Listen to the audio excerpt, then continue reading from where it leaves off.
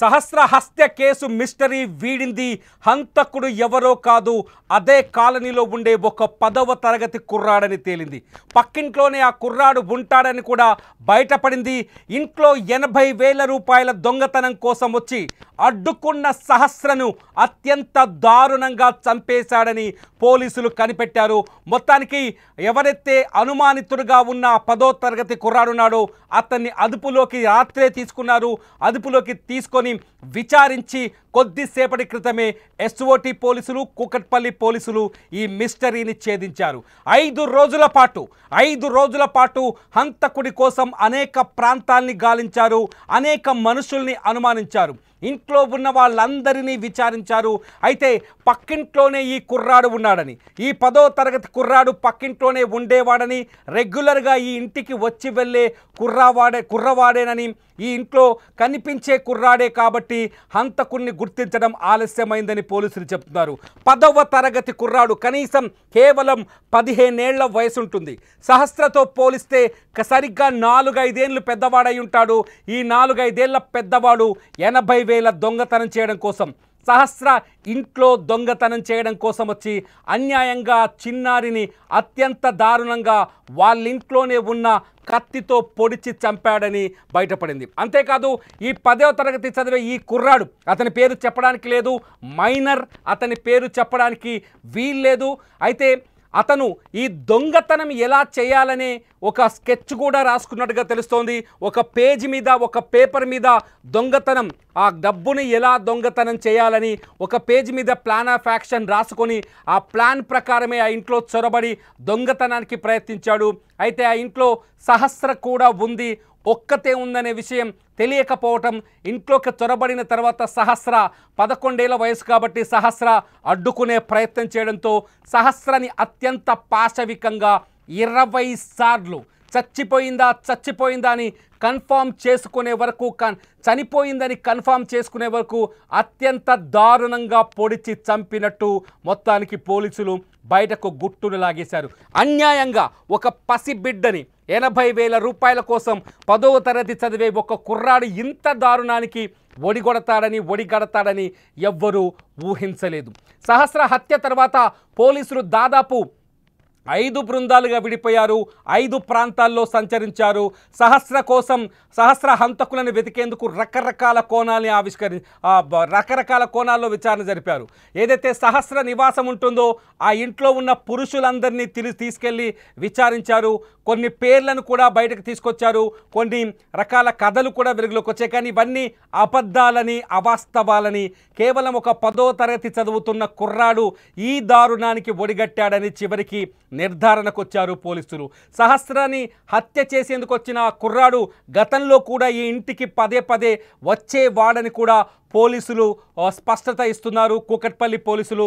దీంతో ఆ 10వ తరగతి కుర్రాడి ఇంట్లోకి వచ్చి వెళ్ళటాన్ని ఎవరు అనుమానంగా చూడకపోవడం, ఆ కుర్రాడే ఈ హత్య చేసి ఉంటాడని ఎవరు అంచనా వేయకపోవడం, ఆ కుర్రాడి ఇంటికి రెగ్యులర్గా వచ్చేవాడు కావడంతో తెలిసిన వ్యక్తిగా ఇగ్నోర్ చేయటంతో ఈ హత్య కేసు మిస్టరీగా మారింది. కొంతసేపు మిస్టరీగా అంటే హంతకుణ్ణి పట్టుకోవడం అతిపెద్ద సమస్యగా మారింది. కేవలం 10వ తరగతి చదివే ఒక కుర్రాడు ఇంత దారుణానికి ఒడగెడతాడని ఎవ్వరూ అంచనా వేయరు. 10వ తరగతి చదివే ఒక కుర్రాడు ఇంత కిరాతకంగా, ఇంత క్రిమినల్ మెంటాలిటీతో ఉంటాడని, అతని సైకలాజికల్ పరిస్థితి ఏంటని, అతని మానసిక పరిస్థితి ఏంటని ఎవ్వరూ అంచనా కూడా వేయలేదు.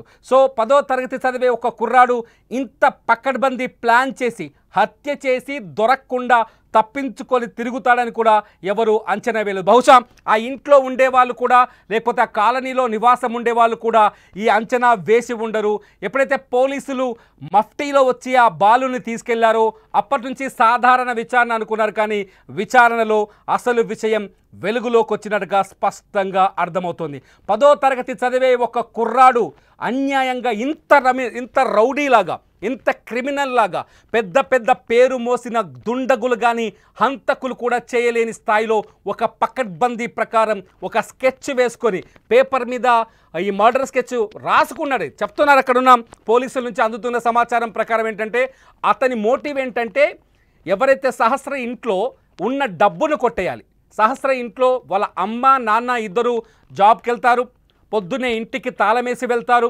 ఇల్లు పెంట్ హౌస్లో ఉంటుంది కాబట్టి కింది పోర్షన్స్లో ఉండేవాళ్ళు కావచ్చు, ఆ పెంట్ హౌస్ దగ్గరికి వచ్చే వాళ్ళ సంఖ్య చాలా తక్కువగా ఉంటుంది. ఆ సమయంలో ఆ ఇంట్లోకి చొరబడి డబ్బులు కొట్టేయాలన్నది ఆ కుర్రాడి ప్లాన్. ఆ ప్లాన్ని మొత్తం ఒక పేపర్ మీద రాసుకున్నాడని చెప్తున్నారు పోలీసులు. ఒక పేపర్ మీద ఎలా దొంగతనం చేయాలి, 80,000 రూపాయలని ఎలా దొంగతనం చేయాలని ఒక పేపర్ మీద రాసుకున్నారని పోలీసులు చెప్తున్నారు. ఆ పేపర్ మీద రాసుకున్న తర్వాత అనుకున్నట్టుగానే ఆ పేపర్ మీద తను పెట్టుకున్న ప్లాన్ ప్రకారమే దొంగతనం కోసం ఆ ఇంట్లోకి వచ్చాడు. వచ్చేసరికి ఇంట్లో ఎవరు ఉండరని అనుకున్నాడు బహుశా, కానీ అప్పటికే సహస్ర ఇంట్లో ఉంది. ఎందుకంటే సహస్ర కేంద్రీయ విద్యాలయంలో చదువుతోంది. కేంద్రీయ విద్యాలయంలో చదవడం వల్ల ఆ రోజు సహస్రకి స్కూల్లో స్పోర్ట్స్ ఈవెంట్స్ ఉండటం వల్ల సెలవులు ఇచ్చారు.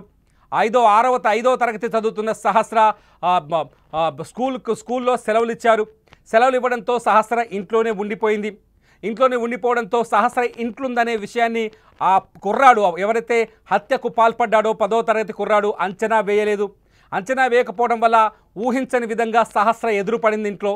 దీంతో దొంగతనం చేసే సమయానికి సహస్ర చూడటం, ఆ సహస్ర దొంగతనాన్ని అడ్డుకునే ప్రయత్నం చేయడంతో ఇష్యూ పెద్దగా అవుతుందని, విషయం బయటకు వస్తుందని భావించిన ఆ 15 ఏళ్ల కుర్రాడు, బహుశా అతని వయసు 15 ఏళ్ళు ఉంటుందని పోలీసులు ఒక అంచనాకు వచ్చారు. సో దీంతో సహస్రని ఆ విషయం చెప్పకుండా చేసే ప్రయత్నం చేశాడు. దీంతో ఫస్ట్ ఏం చేయాలో ఆలోచించిన వ్యక్తి సహస్రని ఎలా ఆపాలో అతనికి అర్థం కాలేదు. ఇంట్లో కిచెన్లోనే ఉండే కత్తిని తీసుకొని సహస్ర పైన అత్యంత పాశవికంగా దారుణంగా దాడికి దిగినట్టు తెలుస్తోంది. సహస్ర ఒంటి మీద పోస్ట్ మార్టంలో కొన్ని కత్తి ఘాట్లను గుర్తిస్తే దాదాపు 20 వరకు 21 కత్తిపోట్లు ఉన్నట్టుగా తెలిసింది. 21 మెడపైనే 14 సార్లు కత్తితో పొడిచారు. అంటే మెడ భాగంలో ఈ స్థాయిలో కత్తితో పడవడం అంటే వీలైనంత వేగంగా సహస్ర ప్రాణం తీయాలని, ఆమె ఊపిరి తీయాలని ఒక ఆవేశంలో అత్యంత దారుణంగా ఆ అబ్బాయి హంతకుడని చెప్పాలా ఇక్కడ, లేకపోతే మైనారిటీ తీరలేదు అతను, ఆ అబ్బాయి దాడి చేస్తున్నట్టుగా తెలుస్తుంది. సహస్ర గొంతు మీద 14 సార్లు పొడిచిన తర్వాత అప్పటికీ ఆమె చనిపోలేదని, ఆ బంగారు తల్లి ప్రాణాలు పాపం విలవిలలాడి ఉంటుంది. ఆ సమయంలో ఆ బంగారు తల్లి ప్రాణాలు విడవలేదని మళ్ళీ కడుపులో పొడిచినట్టుగా తెలుస్తుంది. సహస్ర మంచం పైనే పడిపోయింది. మంచం పైనే సహస్రని కత్తితో పొడిచి ఆమె చనిపోయిందని నిర్ధారించుకున్న తర్వాతే ఆ కుర్రాడు ఆ ఇంట్లోంచి వెళ్ళిపోయినట్టుగా పోలీసుల విచారణలో బయటపడింది. అత్యంత పాశవికమైన సంఘటన ఇది. నిజంగా ఒక 10వ తరగతి చదివే కుర్రాడు ఒక క్రిమినల్ లాగా ఆలోచిస్తాడని సమాజం ఎవ్వరూ అంచనా వేయలేం. నిజంగా ఒక్క మాటలో చెప్పాలంటే అంచనాకు అంతు చిక్కని నేరాలు జరుగుతున్నాయని చెప్పడానికి మనుషుల మైండ్ సెట్, వయస్సుతో సంబంధం లేకుండా మనుషుల మైండ్ సెట్ ఏ స్థాయిలో ఉంటుందో, ఎంత క్రిమినల్గా ఆలోచిస్తున్నారో మనుషులు ఒక్కసారి ఆలోచించవచ్చు. ఎందుకు ఒక 10వ తరగతి చదివే కుర్రాడి మనసు ఈ స్థాయిలో మారిపోవడం, ఒక హత్య చేసేంత ధైర్యం అతనిలో రావడం, ఒక అన్యాయంగా ఒక బాలిక ప్రాణం బలి తీసుకునేంత ఆలోచన అతనిలో రావడానికి కారణం ఏంటన్నది ఇప్పుడు అంతు చిక్కట్లేదు. మొత్తానికి సహస్ర హత్యకు కారణం ఒక 10వ తరగతి కుర్రాడని స్పష్టంగా అర్థమవుతుంది. కొద్దిసేపటి క్రితమే కూకట్పల్లి పోలీసులు ఈ విషయాన్ని నిర్ధారించారు. హంతకుణ్ణి నిన్న సాయంత్రమే అదుపులోకి తీసుకున్నట్టుగా తెలుస్తోంది. ఆ బాలుని తీసుకెళ్లి విచారించిన తర్వాతే పూర్తి వివరాల్ని బయట పెట్టినట్టుగా తెలుస్తుంది. బాలుని నిన్న మఫ్టీలో వచ్చి పోలీసులు ఇక్కడ నుంచి తీసుకెళ్ళినట్టుగా తెలుస్తుంది. అయితే ఎప్పుడైతే ఇక్కడ విచారణ మొదలైందో, ఎప్పుడైతే ఆ బాలుని తీసుకెళ్లిన తర్వాత కొంత కాలనీలో కూడా కొంత చర్చ జరిగింది. ఏంటంటే అందరినీ వరుసగా విచారించడం, సహస్ర హంతకుడు దొరకపోవడంతో కొంత ఆందోళన చెలరేగింది కాలనీలో. నిన్న సహస్ర హంతకులు పైన ఎవరి ఇష్టం వచ్చిన వాదనలు వాళ్ళు చేయటం, కొంత ఎవరిని పడితే వాళ్ళని అనుమానించడంతో కొంత ఆందోళన కూడా కలిగింది. కానీ ఒక 10వ తరగతి కుర్రాడు నిజంగా ఒక హత్య చేయడానికి ఏదో ఒక రీజన్ ఉంటుంది. ఈ సహస్ర మర్డర్ని మనం చూస్తే 20 సార్లు కత్తితో ఆమె పైన దాడి చేయడంతో మనం అనుకున్నాం ఇది ఖచ్చితంగా కుట్రపూరితమైన మర్డర్ అయి ఉంటుందని చాలామంది ఎక్స్పెక్ట్ చేశారు. పోలీసులు అదే చెప్పారు. మనం కూడా గతంలో జరిగిన ఇన్సిడెంట్స్ ఆధారంగా చూస్తే చాలా కుట్రపూరితంగా కఠినాతి కఠినమైన అంటే ఒక పగతో రగిలిపోయే వ్యక్తులు మాత్రమే ఇటువంటి హత్యలు చేస్తారు కాబట్టి సహస్రని చంపిన వాళ్ళ వెనుక ఏదో పెద్ద మోటివ్ ఉందని అందరూ అంచనా వేశారు. సహస్రని చంపడానికి ఖచ్చితంగా పాత కక్షలో పాత పగలో అయ్యి ఉంటాయని కూడా అంచనాలు వేశారు. ఈ నేపథ్యంలోనే సహస్ర కుటుంబ సభ్యుల నుంచి కూడా వీలైనంత ఎక్కువ సమాచారాన్ని తీసుకునేందుకు పోలీసులు ప్రయత్నించారు. 2-3 సార్లు వాళ్ళని స్టేషన్కి పిలిచి వాళ్ళ దగ్గరున్న అనుమానాలు కావచ్చు, వాళ్ళకి కలిగిన అనుమానాలు కావచ్చు, వాళ్ళకి గతంలో ఉన్న విభేదాలు లేకపోతే పాత శత్రువులు కావచ్చు, వీళ్ళందరికీ సంబంధించిన సమాచారాన్ని కూడా తీసుకునే ప్రయత్నం చేశారు. ఆ తర్వాత సహస్ర తల్లిదండ్రిని కూడా విచారించారు. తల్లిదండ్రుల దగ్గర నుంచి కూడా వీలైనంత ఎక్కువ సమాచారం తీసుకునే ప్రయత్నం చేశారు. అంతేకాదు సహస్ర హత్యకు గురైన ఇల్లుంది కదా, ఆ ఇంట్లో ఉండే పురుషులను కూడా తీసుకెళ్లారు. కొందరు పేర్లను కూడా కొంత అనుమానించారు. ఒక దశలో కొంత అనుమానించారు. ఆ తర్వాత వారిని విచారించిన తర్వాత ఎటువంటి అనుమానాలు లేవని వాళ్ళని వదిలేశారు. అంటే సాధారణంగా ఆడపిల్లలు ఉన్న వాళ్ళు కానీ తల్లిదండ్రులు కానీ పిల్లలు కలిగిన వ్యక్తులు ఎవరు ఇటువంటి దారుణానికి పాల్పడరు. ఎదుటి వాళ్ళ పిల్లలను అత్యంత దారుణంగా చంపాలనే ఆలోచన ఎవరి మనసులో కానీ మెదడులో కానీ చేతులు రావు. ముందస్తుగా మొదట చంపాలనే ఆలోచన రాదు, దానికి చేతులు కూడా రావు. అవసరమైతే దొంగతనానికి వచ్చిన వ్యక్తి అయినట్టు దొంగతనం చేసి వెళ్ళిపోయేవాడు. కానీ ఒక 10వ తరగతి కుర్రాడి ఎలా ఆలోచించాడు? అసలు ఎటుపోతుంది సమాజం అనే ప్రశ్నలు కలుగుతున్నాయి ఇక్కడ. 10th క్లాస్ చదివే కుర్రాడు ఇంత దారుణంగా 10th క్లాస్ చదివే కుర్రాడు 15 ఏళ్ల వయసులో ఇంత దారుణంగా ఆలోచించాడంటే అతని బ్రెయిన్ ఏమనుకోవచ్చు, అతని బ్రెయిన్ ఎలా ఉందనుకోవచ్చు, ఎట్లా ఆలోచించవచ్చు? 10వ తరగతి చదివే కుర్రాడికి డబ్బులు 80,000 రూపాయల అవసరం ఏమొచ్చింది? 80,000 రూపాయలు దొంగతనం చేయాలి, ఆ 80,000ని ఖర్చు పెట్టుకోవాలి, ఆ 80,000ని దొంగతనం ఎలా చేయాలో దానికోసం ఒక పేపర్ మీద స్కెచ్ చేసుకోవడం, ఆ స్కెచ్ ప్రకారమే ఇంట్లోకి చొరబడ్డ తర్వాత ఎదురుపడ్డ సహస్రని అత్యంత దారుణంగా చంపటం. ఒక మనిషిని కత్తితో పొడిస్తే చచ్చిపోతుంది అనే ఆలోచన అతనికి లేదా, లేకపోతే అతనికున్న అవసరం ముందు ఈ హత్య కూడా చాలా చిన్నదిగా కనిపించిందా? 15 ఏళ్ల కుర్రాడికి 80,000 రూపాయల డబ్బుల అవసరం ఏంటి? ఆ అవసరం ముందు ఈ హత్య కూడా అత్యంత చిన్నగా కనిపించింది అంటే ఆ కుర్రాడి మైండ్ సెట్ ఏ స్థాయిలో ఉందో అర్థం చేసుకోవచ్చు. ఎవరా 10వ తరగతి కుర్రాడు ఎందుకు ఈ పాపని చంపాడు అనేది ఇంకా పోలీసులు బయటపెట్టే అవకాశం ఉంది. అతన్ని మీడియా ముందు చూపించే అవకాశాలు చాలా తక్కువగా ఉంటాయి ఈ కేసులో. ఎందుకంటే అతను మైనర్ కాబట్టి అతన్ని మీడియా ముందుకు తీసుకొచ్చే అవకాశాలు చాలా తక్కువగా ఉంటాయి. పోలీసులు నిర్ధారణ చేసిన తర్వాత నేరుగా అతన్ని కోర్టులో హాజరుపరిచే అవకాశం ఉంటుంది. అతని కోర్టులో కూడా అత్యంత సీక్రెట్గా విచారించే అవకాశం కనిపిస్తుంది. అంతేకాదు అతను ఇంత దారుణానికి ఒడిగట్టడానికి కారణాలు ఏంటనేది కూడా విచారించే అవకాశం కనిపిస్తుంది. కానీ మొత్తానికి ఆ సహస్ర తల్లిదండ్రులకు తీరని దుఃఖాన్ని మిగిల్చాడు ఆ 10వ తరగతి కుర్రాడు. సహస్రని ఎంతో అల్లారు ముద్దుగా ప్రేమగా పెంచుకున్నారు సహస్ర తల్లి రేణుక, తండ్రి కృష్ణ. వాళ్ళు ఎంతో ఇష్టంగా కష్టపడి వాళ్ళ మదర్ మాట్లాడుతుంటే మనకు అనిపిస్తుంది, నా కూతురు కోసం రూపాయి పోగేసి నేను గవర్నమెంట్ దగ్గర కొన్ని పోస్ట్ ఆఫీస్లో పాలసీలు కడుతున్నాను, నా బంగారు తల్లిని చాలా కాలికి మట్టంటకుండా పెంచాలనుకున్నాను అని ఎంతో బాధతో ఆమె చెబుతున్న మాటలు వింటుంటే కళ్ళలోంచి అసలు గుండె రగిలిపోతుంది, గుండెలోంచి దుఃఖం పొంగుకొస్తుంది. ఆ తల్లి మాటలు విన్న తర్వాత ఆ తల్లి ఆక్రందన చూడొచ్చు, సహస్ర మృతదేహాన్ని చూసి ఆ తల్లి ఏడ్చిన తీరు చూడొచ్చు.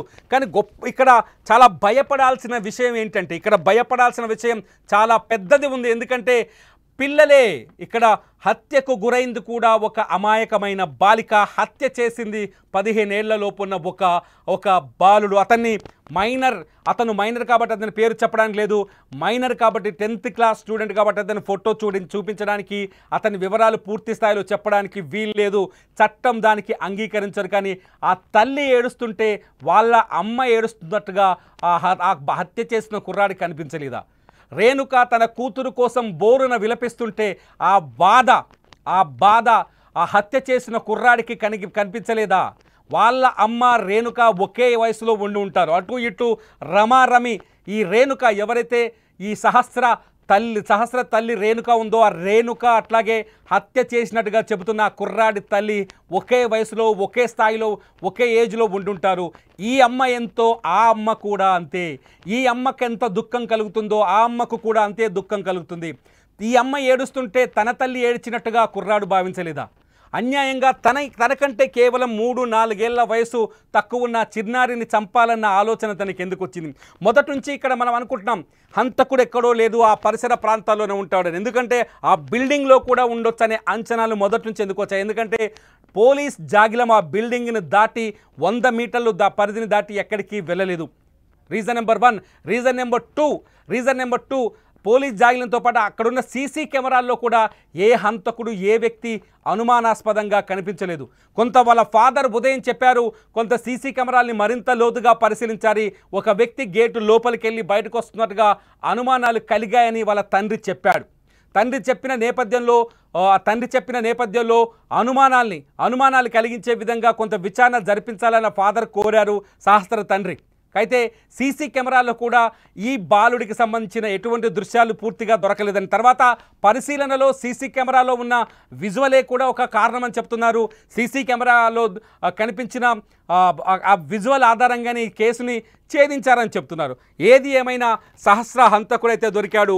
5 రోజులుగా అటు పోలీసులని తిప్పలు పెట్టిన ఈ హంతకుడు సహస్ర తల్లిదండ్రులకు తీరని దుఃఖాన్ని మిగిల్చిన ఈ హంతకుడు దొరికాడు. 10వ తరగతి చదువుతున్న ఒక కుర్రాడు 80,000 కోసం చేసిన చోరీలో అన్యాయంగా బంగారు తల్లి సహస్ర బలైపోయింది.